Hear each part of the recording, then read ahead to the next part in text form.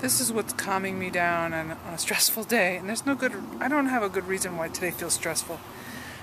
Except that I have too many things to do. But this is what calms me down. Being in the garden, looking at this kale. Look at that kale. Already. It's huge. Collards and stuff too. And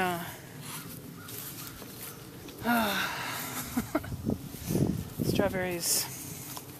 Part of what was stressful today. Well, let me first show you the strawberries. Well, I don't know if you can see them. They're not red yet. But there are definitely strawberries in my garden. See, there's one. There's a bunch of them.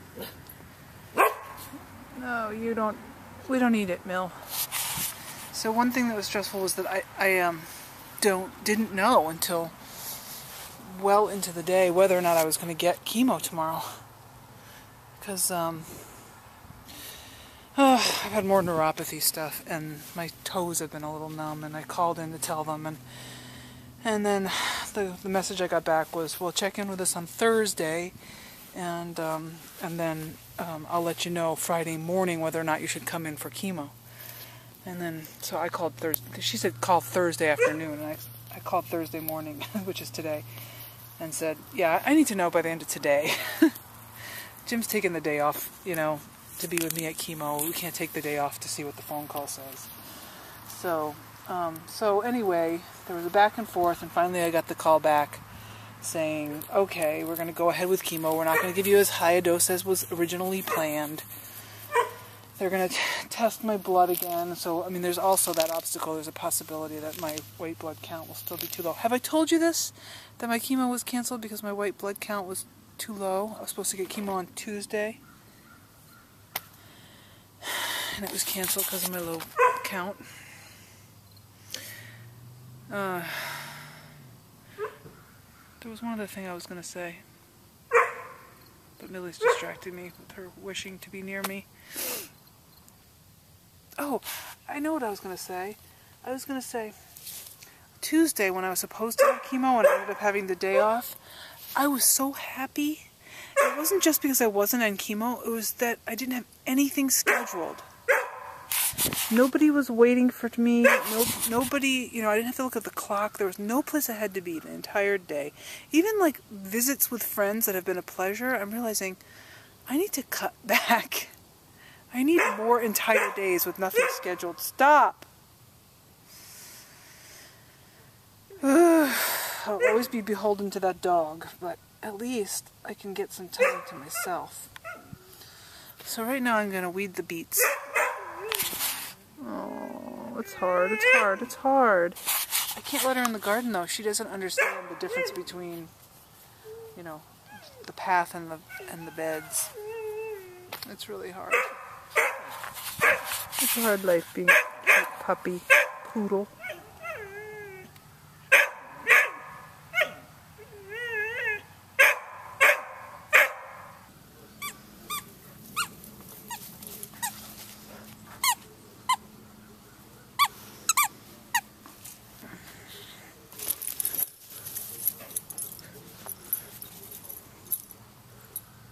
So it's Friday morning and I'm on the way to the pool, which is a big deal in that it's the first time in a while that I've risked swimming on chemo day.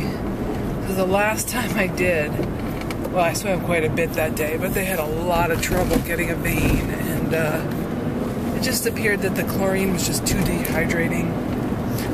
So I've been drinking some water this morning and not swimming as long as I did that day.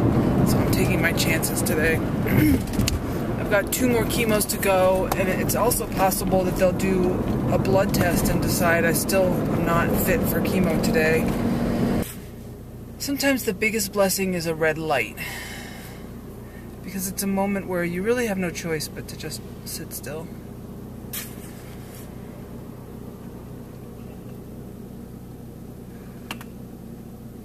A red light is a good place to yawn. There's nothing more relaxing than a yawn.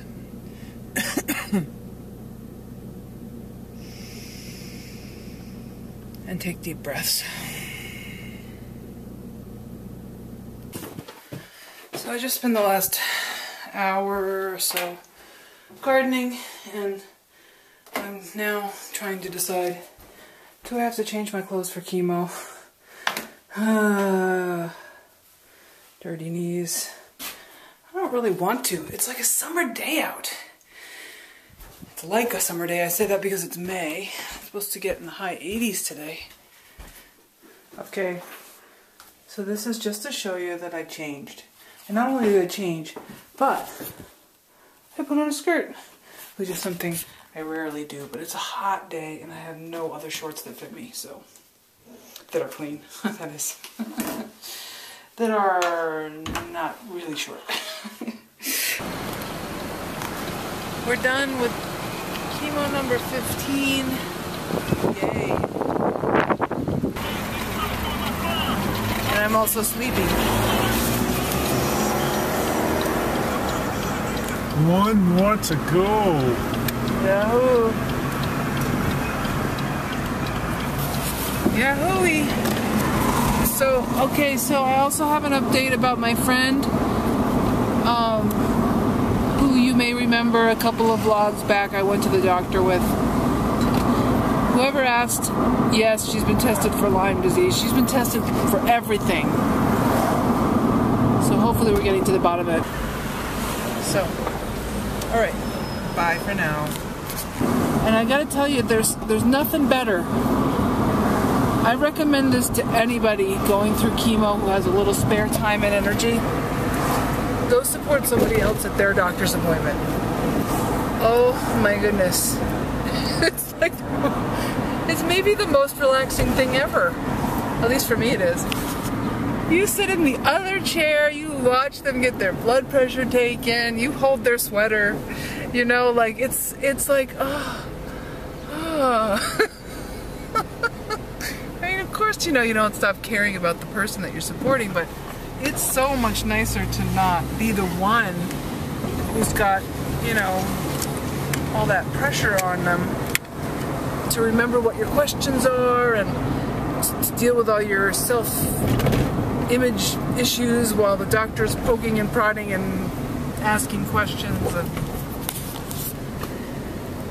anyway, so next week, so that's coming up. This is Friday, so that's coming up next Thursday. That is all for now. Unless you want to add something, husband? 1 to go. That's it. 1 to go. Yeah. 1 to go, and several physical therapy appointments, and 1 set up for radiation, and 28 radiations. Another checkup or 2 probably with my oncologist. And then I'm supposed to see her every 3 months for the next 2 years, and then every 6 months for ever after. Not forever after, but she says for a long time. Meaning it's not a 5-year thing, it's for a long time.